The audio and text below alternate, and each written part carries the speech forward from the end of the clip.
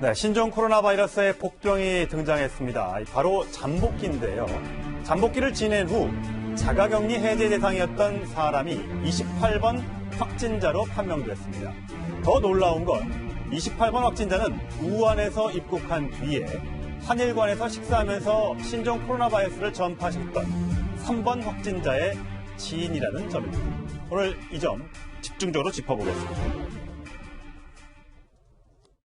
28번째 환자는 89년생 중국 국적의 여성입니다. 세 번째 확진 환자의 밀접 접촉자로 분류가 되어 잠복기 완료 시점을 앞두고 검사를 2월 8일 날 시행하였습니다. 예, 설대우 교수님. 잠복기가 보통 2주라고 했는데 상당히 길게 나왔습니다. 가능한 겁니까? 지금 이 정황을 놓고 보면 이제 그렇게 인식할 수도 있는데 제가 좀 짚어드리겠습니다. 예. 3번 확진자가 지금 28번 확진자를 접촉한 것은 22일 또는 24일로 추정되고 있습니다. 네. 22일인 경우에는 확진 때까지 19일이 경과했고 예. 24일일 경우에는 17일을 경과한 것이거든요. 그렇습니다.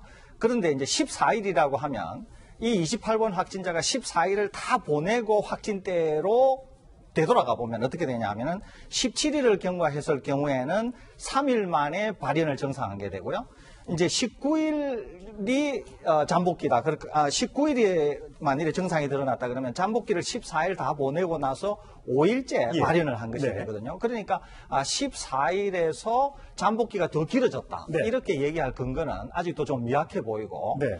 또 이분이 감염이 되고 나서 초기에 지금 확진이 된 건지 아니면은 좀 젊으신 분이라서 자연 치유되고 있는 말단 부분에 지금 증상이 확인이 된 건지 이거는 좀 더 추가적인 조사가 좀 필요해 볼 것으로 보입니다. 근데 사실 같이 이제 강남 성형외과를 간 거는 22일과 24일입니다만 그 중국에서 입국한 거는 20일이지 않습니까? 그렇습니다. 그 전부터 만약에 혹시 증상이 있었다고 한다면 더 오래된 것일 수 있는 거잖아요. 그렇습니다. 이제 만일에 그렇다고 하면 잠복기 문제가 다시 불거질 수는 있거든요. 예. 근데 지금 이분한테는 어쨌거나 양성과 음성 사이의 경계선에 있다 그러지 않습니까? 이게 그게 무슨 말입니까? 이게 예, 51% 49% 뭐 이런 얘기인가요?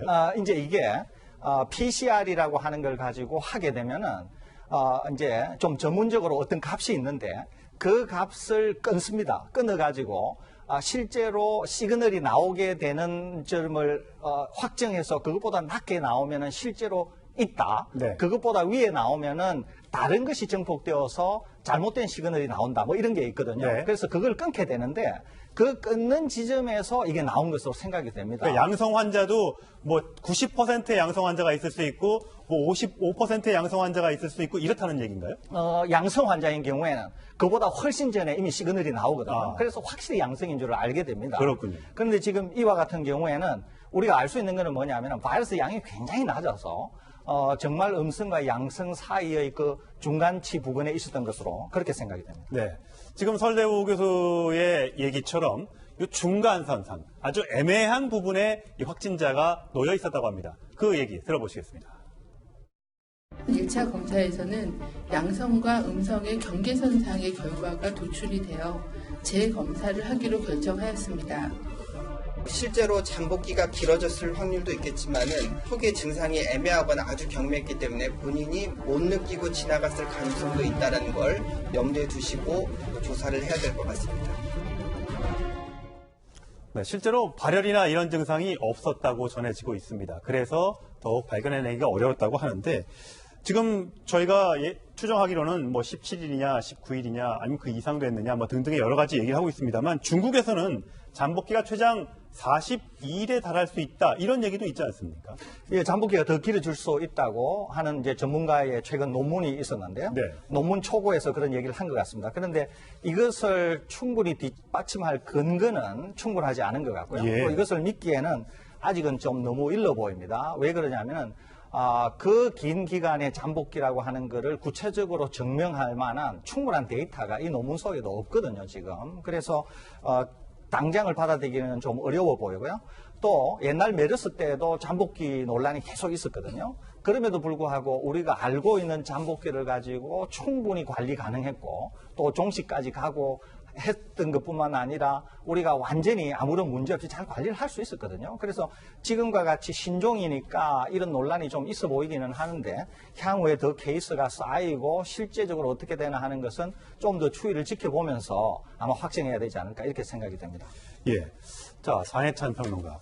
이 28번 확진자가 나온 게 3번 확진자를 통해서 전파된 것으로 나왔습니다. 3번 확진자 지금 들으면 벌써 28번이니까 아주 옛날 얘기처럼 들리는데 굉장히 논란이 있었던 그런 화제의 중심에 있었던 인물이잖아요. 네, 사실 3번 확진자 같은 경우는 증세가 있었음에도 불구하고 강남 성형외과 그리고 호텔 또 식당 등을 격리했고 일산에서도 커피숍을 들리는 등 활동 반경이 상당히 넓었죠. 예. 벌써 지금 3번 확진자를 통해서 6번과 10번, 11번, 21번 그리고 이번에 확진이 된 28번까지 5명의 감염자가 나온 셈입니다. 예. 우리가 지난 메르스 사태 때는 이 보통 5명 이상의 감염자를 발생시키는 원인을 가진 사람을 슈퍼 전파자로 불렀습니다. 명확한 기준이 있는 것은 아니지만 그때 기준을 동일하게 적용한다면 이 3번 확진자도 슈퍼 전파자가 되는 셈이고요.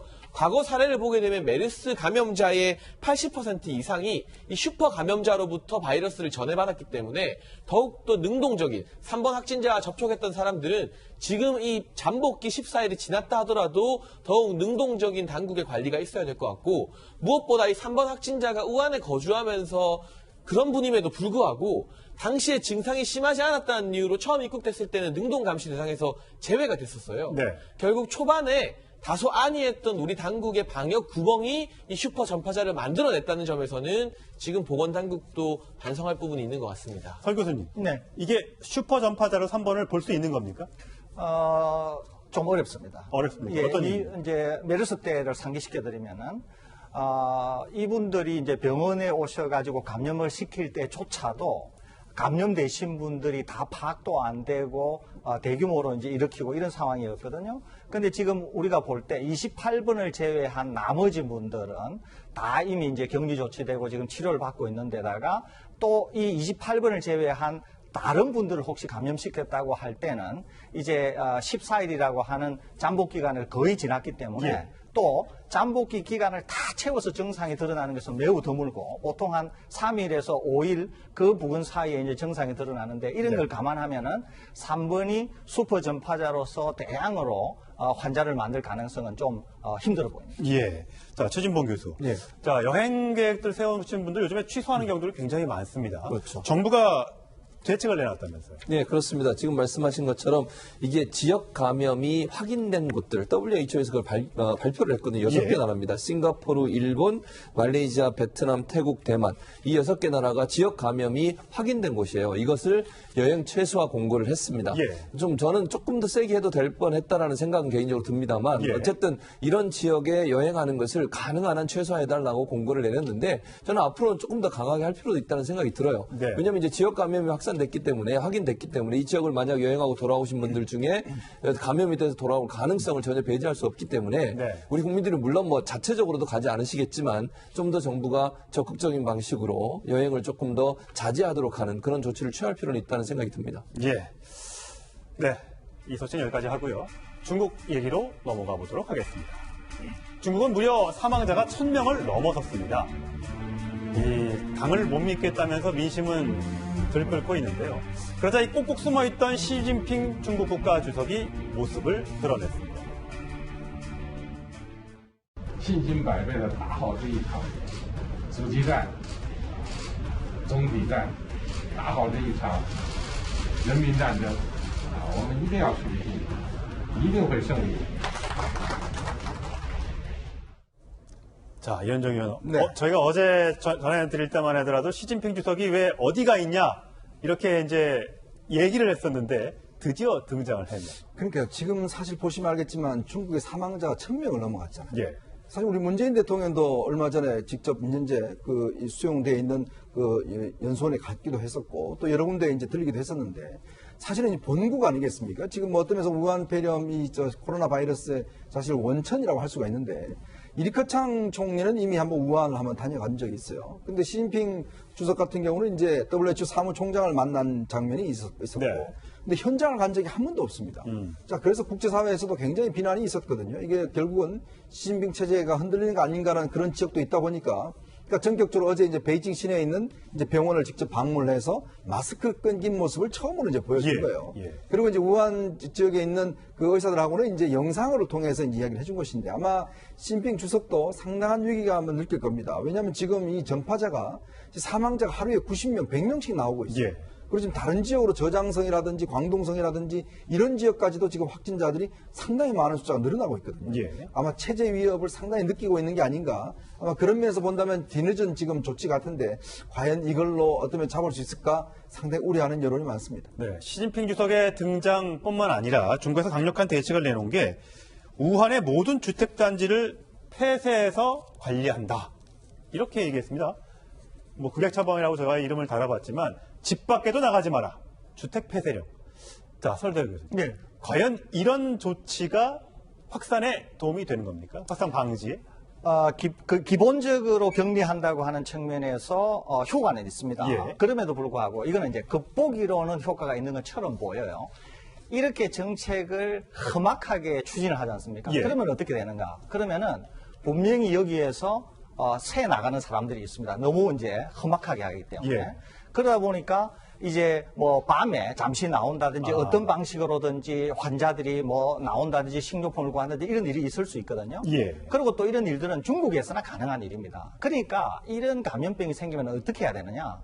정부가 언제나 투명하게 공개를 하고 또 정부를 신뢰하는 국민들의 협조를 통해서 문제가 해결이 돼야지 얼핏 보면 체제의 힘을 동원해서 하면 될 것 같지만 이런 일들이 상당히 부작용을 낳을 수 있기 때문에 효과는 상당히 좀 제한될 수 있다. 이렇게 말씀을 드리겠습니다. 제가 오늘 아까 어디서 본 기사 중에는 그런 내용이 있더라고요. 홍콩에 있는 한 건물인데 10층 높이에 사는 사람들이 있는데 거기서 감염이 됐다고 하더라고요. 예. 이렇게 차이가 많이 나는 거기서도 보통은 비말로 접촉으로 감염이 된다면 한 가까운 거리 2m 정도인데 그렇습니다. 10층 높이에 있는 아파트 사는 주민들이 감염이 됐다. 그래서 아파트 주민들을 통째로 대피시켰다. 이것도 가능한 조치입니까? 그거는 이제 얼핏 보기에는 1층하고 10층 사이의 문제처럼 보이지만 만일에 그것이 사실이라고 하면 지금 일반 분들이 아는 것과는 다른 어떤 독특한 접촉이 있거나 아니면 어떤 다른 형태의 접촉이 있어서 감염이 생긴 거지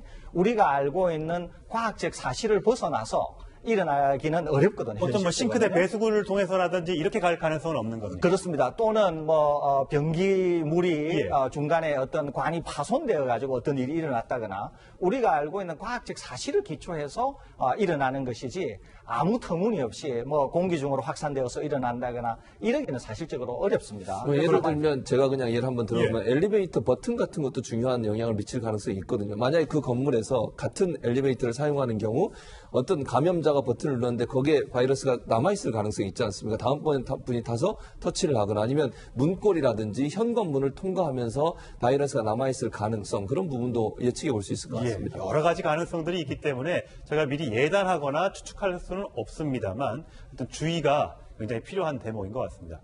자, 이런 가운데 이 트럼프 대통령이 시진핑 주석을 향해 한마디를 했습니다. 신종 코로나 바이러스 4월이면 끝난다는 건데 과연 근거는 있는 걸까요? 들어보시죠.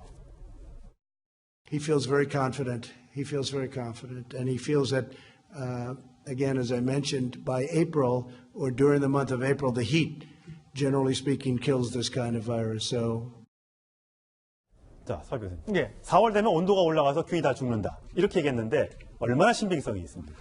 실제로 근거는 좀 미약하고요. 또 이제 트럼프 대통령이 전문가도 아니지 않습니까? 아마도 이것은 중국과의 어떤 관계에서 나온 그런 정치적 수사가 아닌가 이렇게 생각이 듭니다. 그렇군요.